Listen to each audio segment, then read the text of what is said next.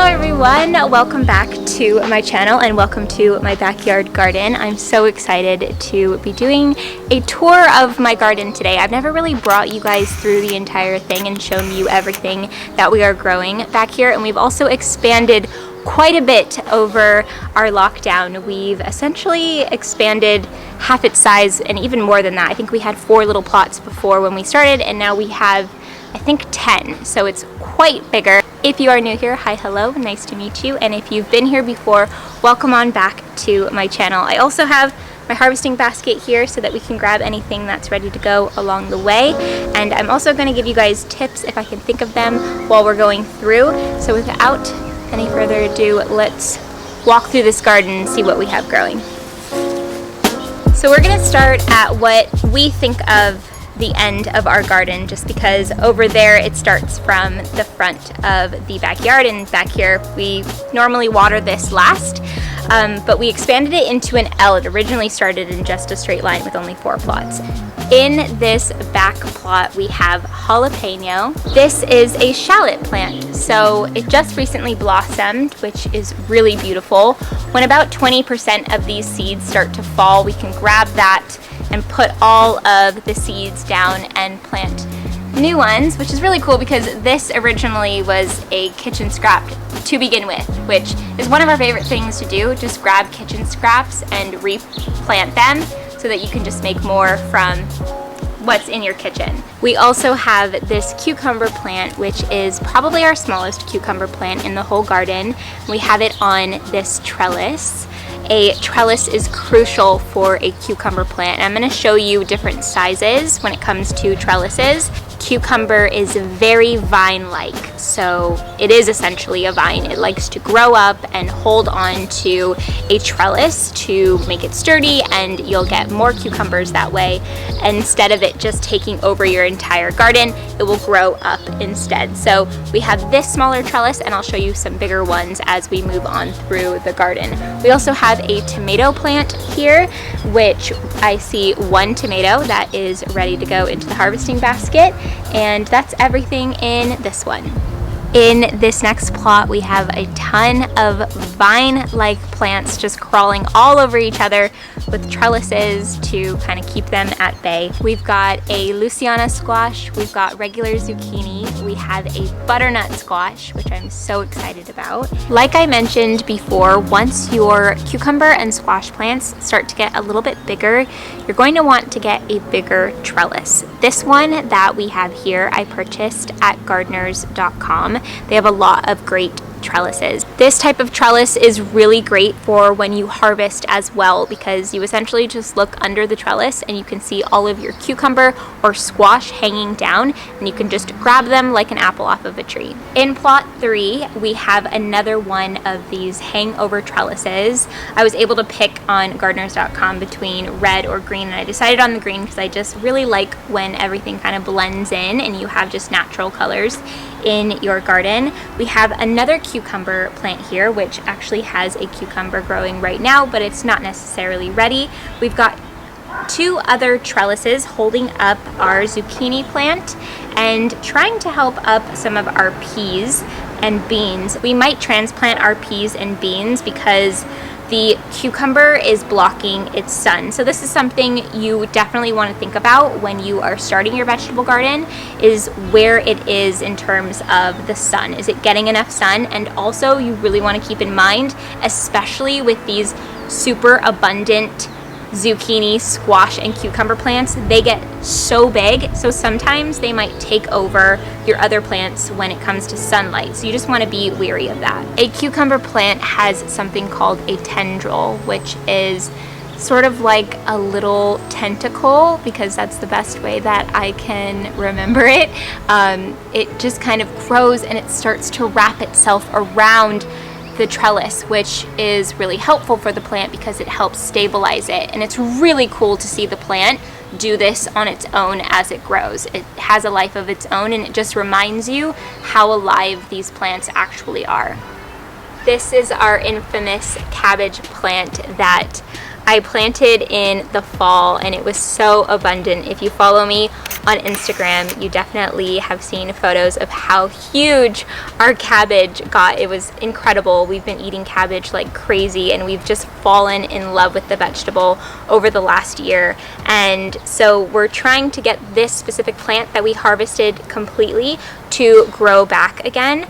And it looks like it's starting to do a bit of that, but this is a plant that is going to grow mostly in the fall for us. So I'm hoping that during that time we start seeing cabbage come back again from this plant. So this is one of my favorite little plots that we have. I have like my favorite ones because I just love specific collections of plants, and this one just has a lot of fun stuff inside. I'm really excited about these two tomato plants because they are bigger, thicker tomatoes, which I love because they're great for cooking. We have tons of cherry tomatoes, which behind me will harvest some right now. And right here, again, we have more green onion, which is honestly one of my favorite things to grow because they're just so easy to propagate from food scraps. And we use green onion on almost everything that we cook. We love adding it into our dishes. So I'd say it's probably the vegetable that we pull from the most out here to put into our dish because it's in pretty much everything. We also have different types of lettuce out here. We've got romaine, we've got some butter lettuce, we've got basil, which is really great to use for a pesto. We've got strawberries that are all harvested right now, but I see more growing. Now we will move on to the next. This is a very tall, as you can see, I'm pretty short, but this is a very tall tomato plant. It's probably our oldest cherry tomato plant, which you can see we've got lots to harvest off of this guy right now.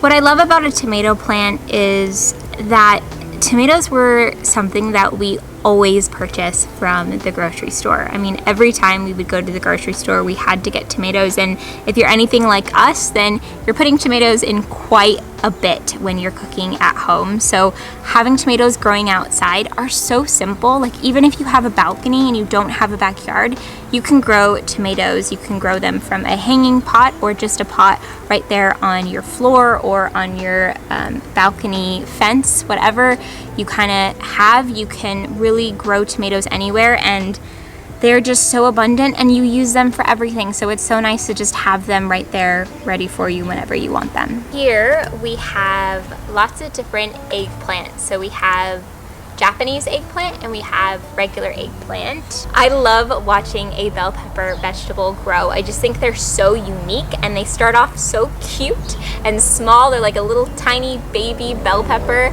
and they are just like fully shaped like a bell pepper but tiny, and then they grow to a regular sized bell pepper, and I just think their shape and everything about them is just so cool. They're one of my favorite vegetables to watch grow.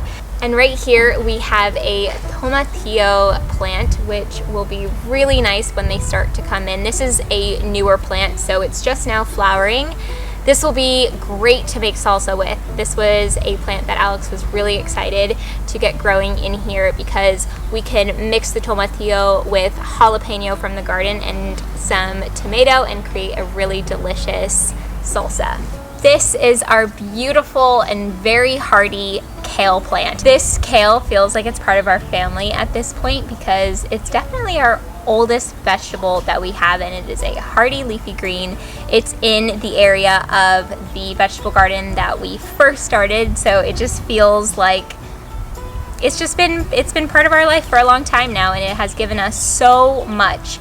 A kale plant is just such a strong plant. It can continue to grow for so long. Look how beautiful its stems are. It just gets bigger and bigger. Alex does a really good job at cleaning up its stems. He makes sure that at the bottom it's really clean so that it keeps off of the soil and that the bugs kind of stay out of it. You know, we do get aphids underneath the leaves, but between my homemade pesticide and Alex's pruning, we can keep our kale super healthy and strong, and we use it in so much when we are cooking.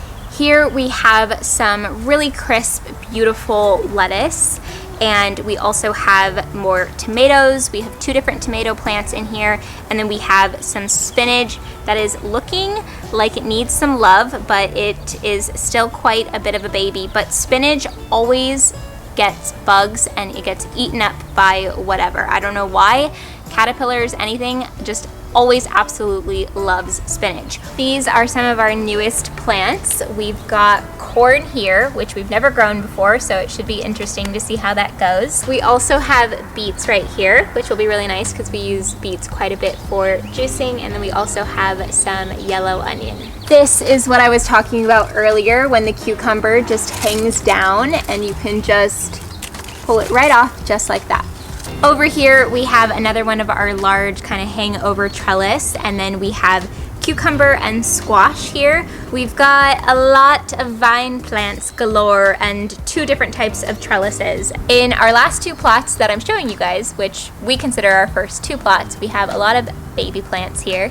We have a pumpkin plant, which is so cool. We've never planted pumpkin or watermelon before, and we have 2 watermelon plants as well. We wanted to give these plants a lot of room because pumpkin and watermelon want a lot of space, and we believe that we probably don't even have as much space as we should here, but we're gonna see if it works anyways. Here we have 3 little baby tomato plants with their bamboo sticks, just waiting for them to grow tall. And then we have this rainbow Swiss chard that we planted from seed. So planting from seed is really fun because essentially it's nothing and then it becomes something, which is really cool. That to me is pure magic when you plant from a seed. So that's everything that's in the vegetable garden bed, but I want to show you guys some flowers because I've been making a point to bring in more flowers along the bed, which has been bringing in more bees, which is what you want to do because you want the pollinators to also enjoy the garden, because that's how you're going to get more zucchini and squash and tomatoes, because they go into the flowers. Because the beautiful thing about vegetables is that they mostly all grow from a flower, which means that vegetable plants also need bees to pollinate and to create more vegetables. So bringing in more flowers has been a big priority of mine. There's also a beautiful little lemon tree here that has not given us any lemon yet, but I'm thinking that either late summer this year or next year we'll have some lemons. We probably need to wait another year. We've had this plant for about a year now. The interesting thing about a potato is that the actual vegetable itself is the root. So the potato itself is the root. So you'll put this into the soil, and then from this growth here, you'll start to see a leaf and it'll even flower at some point. So our newest project is going to be to take all of these guys that we have in these bags and in that basket, and we're gonna throw them all underneath the soil in to this big bag, and then eventually we will have a bunch more potatoes.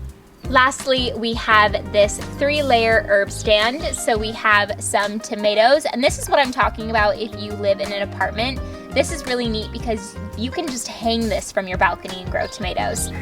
This is oregano, which we have more inside, but we like having a little bit out here as well. We have parsley here. Then we have some aloe, which is really nice. You can cut it off and just put it on a burn. Then we have chamomile, we have parsley, we have chive, and we have fennel. And we can finally see some chamomile sprouting right now. So that is it for my backyard garden tour. I hope that you guys enjoyed this video. I have a basket full of veggies here, and we have a ton of vegetables on their way. I hope that you guys enjoyed this video and that it gave you guys some inspiration, or that it gave you guys some tips if you have your own vegetable garden at home. Also, if you're not growing your own food, hopefully this video inspired you to do so. Growing your own food can be such a harmonious experience, and not only that, it's also just very zen to be out here. It's one of my favorite places in the world. Thank you guys so much for watching this video. Please let me know in the comments below what you are growing or what you want to grow in the future, and I'll see you guys very soon in an all-new video. Bye!